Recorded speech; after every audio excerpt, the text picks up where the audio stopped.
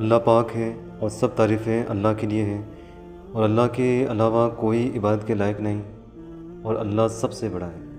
بے شک اے اللہ رحمت نازل فرما محمد صلی اللہ علیہ وسلم پر اور محمد صلی اللہ علیہ وسلم کی آل پر، جس طرح تو نے رحمت نازل فرمائی ابراہیم علیہ السلام پر اور ابراہیم علیہ السلام کی آل پر۔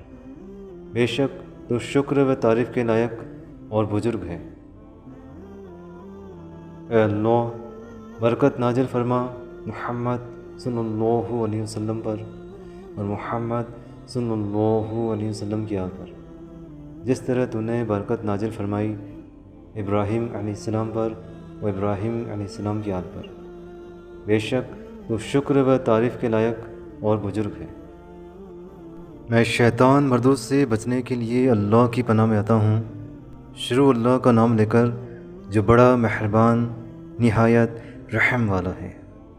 اللہ تعالیٰ ہمارا قل اتعبدون من دون اللہ، اے نبی تم فرماؤ کہ کیا تم عبادت کرتے ہو من دون اللہ کی، اللہ کو چھوڑ کے ان ہستیوں کی، عیسیٰ اور ان کی ماں کی، ما لا یملک لکم ضرا ولا نفعا، جو نہ تو تمہارے نقصان کے مالک ہیں اور نہ نفع کے۔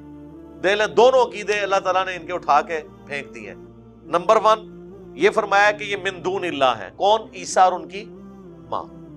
حالانکہ یہ حزب اللہ ہے، لیکن حزب اللہ شیطان کے مقابلے پہ، لیکن جب ان کو لوگ اللہ کے مقابلے پہ کھڑا کریں گے تو اللہ تعالیٰ کو یہ بات کہنے میں کوئی عار نہیں ہے کہ یہ ہے تو حزب اللہ ہے، لیکن تم نے انہیں من دون اللہ بنا دیا ہے، اللہ کے سوا ان ہستیوں کو پوجنا شروع کر دیا۔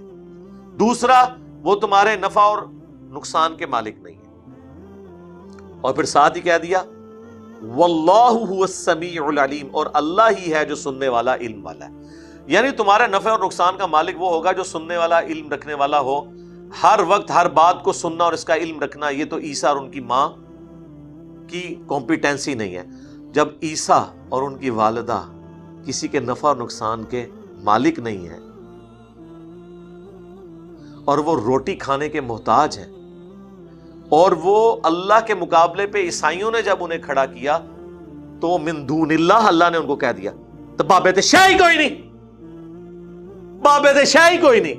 شکر کرو اسی اتنے روک رہے ہیں لوگوں نو بس کہ بابے تے شاہی کوئی نہیں۔ ایڈی ڈی موٹی گلاں میرے دماغ چ آندیاں نے اس تو بعد، لیکن میں کہنا نہیں، اخلاقیات کا دائرہ ہم نے کراس نہیں کرنا، بس اس تے ہی تسی رہو کہ بابے تے شاہی کوئی نہیں۔ جدو کوئی کہنا کہ بابے بڑی شان ہے تے اے سورۃ المائدہ کی آیت نمبر 75 اور 76، میں نے اس کا واقعہ بھی آپ کو سنایا تھا پہلے بھی، جب وہ سورۃ النساء کی آیت نمبر 48 آئی تھی نا، ان اللہ لا یغفر ان یشرک بہ، تو 3 قرآن لیکچر میں نے اس ایک آیت پہ کیے تھے، کیونکہ توحید نہیں ہے تو پیچھے تو کوئی شے نہیں ہے۔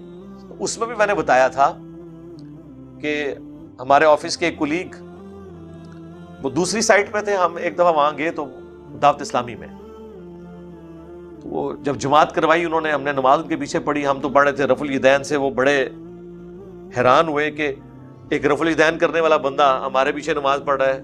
وہ گمان کیا انہوں نے کہ ہم اہل حدیث ہیں، اور اہل حدیث جو ہیں وہ تو بریلویوں کو مشرک سمجھتے ہیں، نماز کے قائل نہیں ہیں، اور دوسری طرف بریلوی بھی قائل نہیں ہے ان کے پیچھے، وہ گستاخ رسول سمجھتے ہیں۔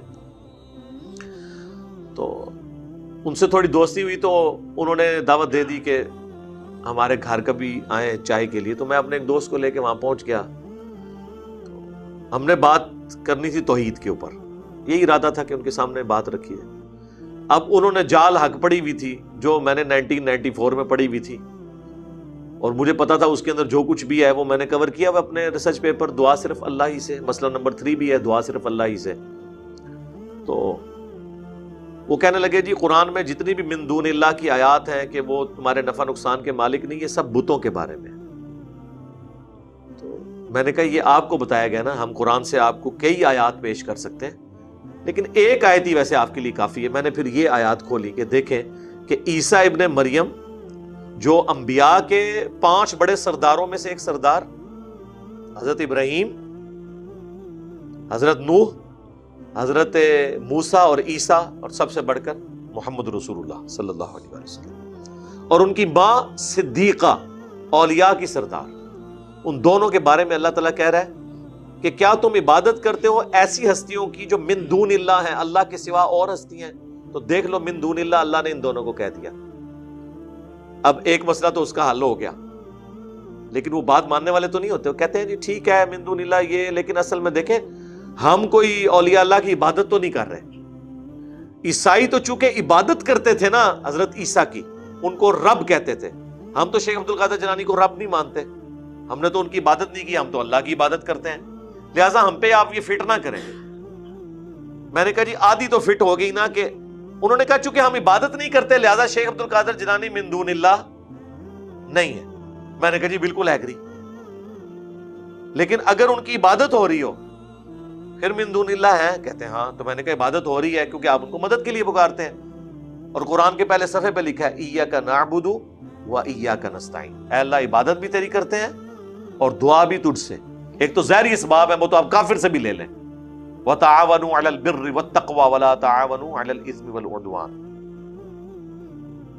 لیکن ایک یہ ہے کہ وہ تو آپ فرشتے سے بھی مدد نہیں مانگ سکتے۔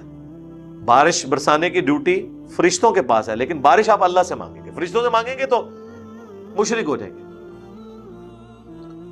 اور عبادت کے اندر دعا شامل تھی، پھر بھی اللہ نے الگ سے ذکر کیا، ضرورت کوئی نہیں تھی ذکر کرنے کی، لیکن اللہ کو پتا تھا زیادہ شرک اس میں آنا ہے، ایاک نعبد و ایاک نستعین، کیونکہ ابو داؤد میں، ترمذی میں، نسائی میں حدیث موجود ہے الدعاء هو العبادہ، دعا ہی عبادت ہے۔ پھر حضور نے اپنی بات کی دلیل میں آیت پڑھی سورۃ المؤمن، جسے سورہ غافر کہتے ہیں، آیت نمبر 60، ادعونی استجب لکم، اے میرے بندو مجھ سے مانگو میں تمہاری دعا کو قبول کروں گا۔ ان الذین یستکبرون عن عبادتی، بے شک جو لوگ مجھ سے دعا کرنے میں، عبادت میں تکبر کرتے ہیں، میں انہیں ذلیل و خوار کر کے جہنم میں داخل کروں گا۔ اللہ نے دعا نہ کرنے کو کہا کہ عبادت سے تکبر ہے، تو دعا کیا ہوئی؟ عبادت۔ تو لہٰذا شیخ عبد القادر جیلانی سے کوئی دعا کرے گا تو گویا وہ ان کی عبادت کر رہا ہے۔ اور دوسری بات، یہاں پہ اللہ تعالیٰ نے صرف ان کی عبادت کو کنڈیم نہیں کیا، بلکہ کہا ما لا یملک لکم ضر ولا نفع، عیسیٰ اور ان کی ماں نہ تو تمہارے کسی نفع کے مالک ہیں نہ نقصان کے۔ تو عبادت تو رہ گیا بعد کی بات، اللہ کہہ رہا ہے عیسیٰ اور ان کی ماں مشکل کشا نہیں ہے۔ تو اگر عیسیٰ ابن مریم اور ان کی ماں مشکل کشا نہیں ہے تو بابے شاہی کوئی نہیں، بابے شاہی کوئی نہیں۔ یا مانو کہ عبد القادر جیلانی کا مرتبہ حضرت عیسیٰ سے زیادہ ہے؟ وہ عیسیٰ ابن مریم جو مردوں کو اللہ کے اذن سے زندہ کر دیتے تھے، اتنا بڑا معجزہ کسی پیغمبر کو نہیں دیا گیا، بغیر باپ کے پیدا ہوئے۔ ویسے تو آپ کو کہانیاں کراتے ہیں کہ بھی سارے انبیاء کے معجزات جمع کر کے نبی علیہ السلام کو دیے گئے، تو میں ان سے سمپل پوچھتا ہوں کہ یہ جو معجزہ ہے کہ بغیر باپ کے پیدا ہوئے، یہ تو ہمارے نبی کا معجزہ نہیں ہے۔ اوورآل ان کا مرتبہ زیادہ ہے، لیکن یہ کہانی نہ کرایا کریں آپ، یہ آپ کی کہانی ہو جائے گی۔ باقی تو ہر معجزہ آپ جھوٹا بنا لیں گے، وہ جھوٹا واقعہ بھی بنایا ہوا ہے حضرت جابر کے بیٹوں کو زندہ کرنے والا، چلیں وہ ہم اس کے قرآن میں نفی ہے کہ معجزہ کوئی زندہ نہیں کیا، لیکن چلیں یہ معجزہ آپ کیسے ثابت کریں گے بغیر باپ کے پیدا ہونا؟ ہمارے تو نبی کا نام ہے محمد ابن عبداللہ، حضرت عیسیٰ کا نام ہے عیسیٰ ابن مریم، کیونکہ ان کا باپ کوئی نہیں تھا، ورنہ تو باپ کی طرف بچے کو منسوب کیا جاتا ہے۔ پھر کیا کریں گے؟ حضرت آدم کے لیے تو آپ پلی لے لیں گے کہ چونکہ وہ پہلے انسان تھے اس لیے یہ ہوا، عیسیٰ ابن مریم کا کیا کریں گے؟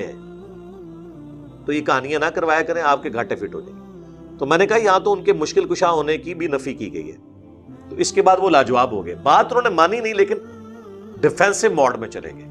وہ مانتے اس لیے نہیں ہے کہ وہ یہ سمجھتے ہیں کہ اگر ہم نے یہ بات مان لی نا تو ہمارے بزرگوں کو یہ باتیں کیوں نہیں سمجھ آئی ہیں جو اس کو سمجھ آ گئی ہیں۔ تو میرے بھائی یہی تو بات کرتے تھے یہودی بھی کہ عیسیٰ ابن مریم جو باتیں کر رہے ہیں، حضرت عیسیٰ ابن مریم تو نوجوان تھے، ان کے بابے تو اتنے بوڑھے تھے یہودیوں کے علماء، اور وہ جا کے ان کو چیلنج کرتے تھے یروشلم کے اندر بیت المقدس میں جا کے۔ ان کے خطبات آپ دیکھیں، وہ تو بلکہ ایران والوں نے تو ایک فلم پوری بنا دی ہے جس میں عیسیٰ ابن مریم نے جب علماء یہود سے جا کے گفتگو کرنی شروع کی ہے، وہ آپ دیکھیں تو صحیح کتنی زبردست گفتگو کرتے ہیں، اور اینڈ پہ وہ ان کو قتل کرنے کے لیے وہ چڑھ دوڑتے ہیں ان پہ، وہ تو پھر اللہ تعالیٰ ان کو ان کی نظروں کے سامنے سے غائب کر دیتا ہے۔ یار بابے کیڈی زریلی چیز نے، نبی بھی آ جائے نا یہ کہتے ہیں نہیں اسی اپنے بابے نو لے کے چلنا ہے۔ سب سے بڑی رکاوٹ جو ہے نا انبیاء کی دعوت حق کے سامنے بھی وہ بابے ہوتے ہیں، بابوں کو ہٹائے بغیر آپ انبیاء کی دعوت کر ہی نہیں سکتے. یار نبی جب خود موجود تھے اس وقت بابے جو ہے رکاوٹ بنے ہوئے تھے. آج تو نبی کی بھی ہمیں حمایت حاصل نہیں ہے. ٹھیک ہے, بغیر نبی کے ہیں, ان کی تعلیمات ہمارے ساتھ ہیں, تو ہمیں اب زیادہ زور لگانا پڑے گا بابوں کو ہٹانے کے لیے. بابوں کو ہٹانا یہ ضروری ہے, اس کے بغیر آپ انبیاء تک پہنچا نہیں سکتے, لوگوں کو ان کی تعلیمات تک پہنچا نہیں سکتے. بابا لیس کرنا ضروری ہے جی. یہ جو کہہ رہے ہیں بابا لیس بنا رہا ہے. ہاں اس کے بعد آپ کہہ رہے ہیں نا جو یہ کہ یہ بابا لیس بنا کے خود بابا بننا چاہتا ہے. بھائی خود بابا بننا چاہتا تو بھائی آپ کی طرح چندہ بک ہوتی, آپ کی طرح ایک المحند کتاب لکھ کے ہم نے امت کو تھمائی ہوتی کہ یہ ہمارے عقیدے ہیں ہمارے فرقے کے, اور آپ کے مخالفین کی طرح اسام الارمین لکھ کے تمہید ایمان لکھ کے تھمائی ہوتی کہ یہ ہمارے فرقے کے عقیدے ہیں. ہم نے تو کوئی ایسا کام نہیں کیا, نہ کوئی مسجد بنائی, نہ کوئی مدرسہ, نہ کوئی چندہ بک, نہ کوئی کتاب لکھی. ریسرچ پیپرز بھی لکھے ہیں تو وہ ان کتابوں کے ریفرنس کے ساتھ لکھے ہیں, اذکار کارڈ بھی, اور کہ آپ خود پڑھ لیں. آپ کے بزرگوں میں تو ریفرنس ہوتے ہی نہیں ہیں.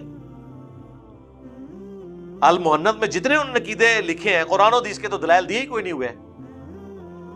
وہ دلیل انہوں نے یہ ہے کہ بعد میں 25 بندوں نے سائن کر دیے.